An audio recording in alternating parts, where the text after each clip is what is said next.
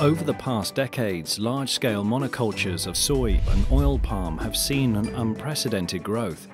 This has given a positive impulse to the exports and economies of producing countries, but has also led to negative impacts such as deforestation, contributions to climate change, and social conflict.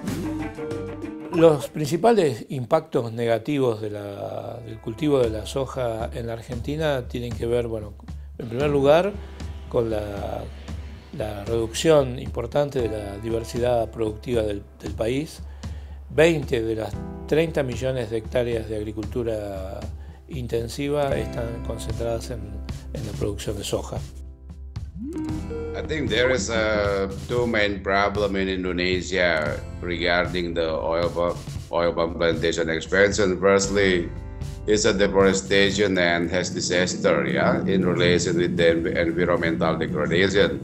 And the second main problem in Indonesia is land grabbing and social conflict. Of course, there is a criminalization also of the communities by oil palm company. The negative impacts have triggered civil society organizations to push and at times cooperate with the private sector and governments to improve legislation, promote responsible land use, and set up certification mechanisms like RTRS and RSPO to work towards making the supply chain more responsible. In general perspective, there is positive, but there is limitation on the RSPO. RSPO can effective in terms of the improvement of the practice of the company, but the RSPO will be more difficult to really contribution to improve the current situations if there is no improvement on the government's policy. Well, RTRS today is the best tool of its kind and very useful to include environmental sustainability criteria in the soy production. However, the implementation is progressing very slow. Some facts and figures. In 2013, worldwide, 18% of palm oil and 2% of soy were certified. The uptake of certified products actually remains too low. Of the certified palm oil, for example, only 50% is actually taken up by the market, clearly indicating that even at low levels of production, it exceeds demand. É preciso oferecer atrativos para esses produtores. E atrativo importante poderia vir do fato de que eles precisariam dessa certificação para poder prosseguir exportando para a Europa a soja, por exemplo.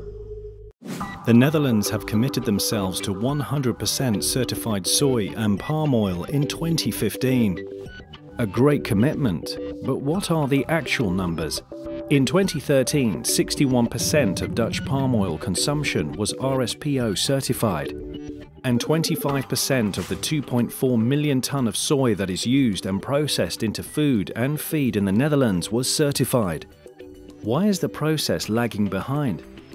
Even though some companies have made good progress to attain 100%, others tend to choose for the cheapest options or are not moving at all. Now let's do a counting exercise. How much more would the consumer have to pay if we use feed with RTRS certified soy? Per kilo of cheese? Per kilo of meat? Per egg? These are very low additional costs. Can these costs not be borne in the value chain? The countries like the Netherlands with this kind of strong commitments are very important for setting a clear objective, and it's very important that now the Netherlands stick to this objective and keep on its promise. We think European countries have to take the lead and push for higher demand for RTRS certified soy, and for sure avoid other standards that are weaker. We should push harder for the uptake of certified soy and palm oil in Europe and beyond. However, it is also clear that there are still inherent problems with the implementation, and even when these are solved, certification alone will not be the solution. More supportive policy is needed to address the social and environmental problems and making headway on land use decisions, on implementation of laws and regulations, and finally on farmers' and companies' behavior for palm oil and soy production to become more responsible. Los cambios asociados con la expansión de la soja en la Argentina han sido tremendamente rápidos. Sin embargo, los cambios vinculados con la preservación de los ambientes que son impactados por la soja, por el contrario, han sido tremendamente lentos, y hoy nos encontramos frente a una situación de sistemas altamente impactados, pero con un esfuerzo de conservación considerablemente bajo. Thus, RSPO brave to suspend the membership of oil palm companies who burn the land or burn the forest.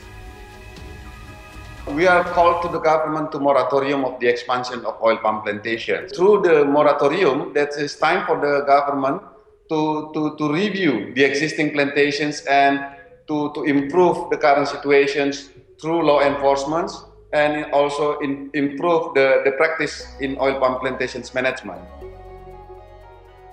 O que é preciso para resolver esse problema é uma questão, em primeiro lugar, doméstica, que seria o zoneamento do território brasileiro em termos do que se pode produzir e aonde. Ou seja, em que área se pode produzir soja de uma maneira que reduza a pressão sobre os recursos ambientais, sobre a população, sobre a produção de alimentos diversificados.